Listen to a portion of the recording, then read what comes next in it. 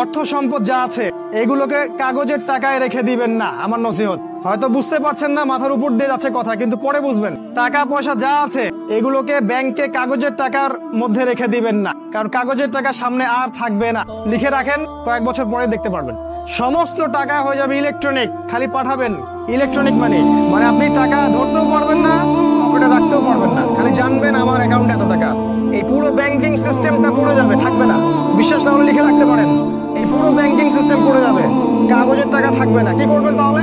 আপনি আপনার সম্পদটাকে সোনায় রূপান্তর করেন, কিছু সোনা করে রাখেন, জমা রাখেন, রূপায় কনভার্ট করেন। এগুলোর দাম কখনো কমবে না।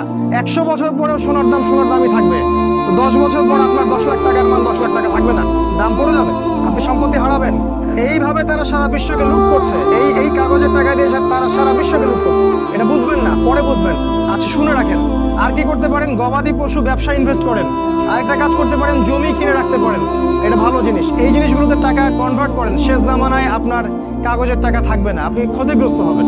এখন টাকা যদি জমা রাখেন, শেষ জামানায় আপনি ক্ষতিগ্রস্ত হবেন। আমি অর্থনীতি নিয়ে যথেষ্ট পড়েছি, আলহামদুলিল্লাহ, পড়েই কথাগুলো আপনাকে বলছি।